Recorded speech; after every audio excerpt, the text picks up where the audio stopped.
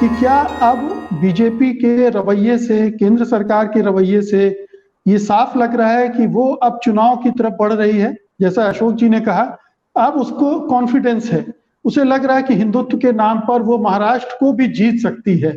और ये हिंदुत्व की का नरेटिव जो हरा खून और जनाब सेना वगैरह वगैरह जो सिलसिला शुरू हुआ है, उसको उसी से जोड़कर देखा जाए। मुझे लगता है कि भारतीय जनता पार्टी जो है वो शिवसेना की पुरानी भाषा बोल रही है।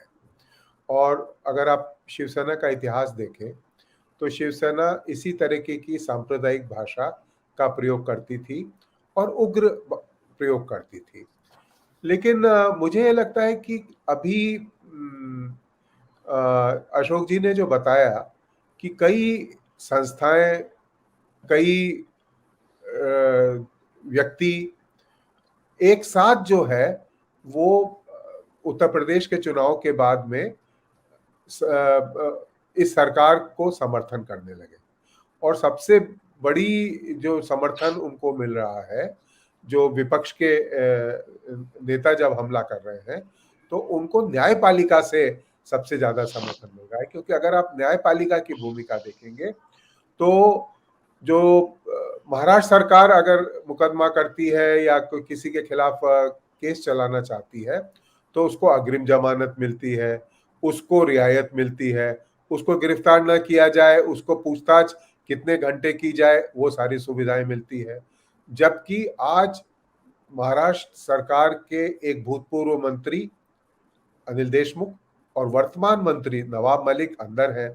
तो और उनको उनके बारे में ना कोई उनको जमानत की सुनवाई होती है, ना कुछ वो होता है। तो पहले ऐसा लगता था कि जो छोटी निचली अदालतें हैं वही केंद्र सरकार के समर्थन में है। लेकिन अब मुझे ये संशय होने लगा है कि बड़ी अदालतें भी जो हैं वो भी थोड़ा सा झुक गई हैं या थोड़ी सी निष्पक्ष नहीं रही है। एक तो ये बात हुई है। दूसरा, जो नौकरशाही है, नौकरशाही बड़ी कमजोर होती है और वो भांप भी जाती है कि किस तरफ हवा चल रही है। तो जिस तरीके से देवेंद्र फडणवीस को जो दिए जा रहे हैं दस्तावेज, वो भी सरकारी हवा के बदलने का थोड़ा सा आभास देते हैं।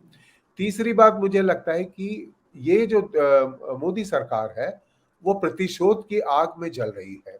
और ये अभी एकदम सरकार गिर जाएगी या सरकार बदल जाएगी ऐसा मुझे नहीं लगता। लेकिन वो एक भय की स्थिति कर रहे हैं। इतनी भयभीत की स्थिति भी हो सकती है कि एक स्थिति ऐसे आ जाए कि ईडी और जो दूसरे संस्थाएं हैं वो पूरे के पूरे महाराष्ट्र की काबीना को ही गिरफ्तार कर सकते हैं।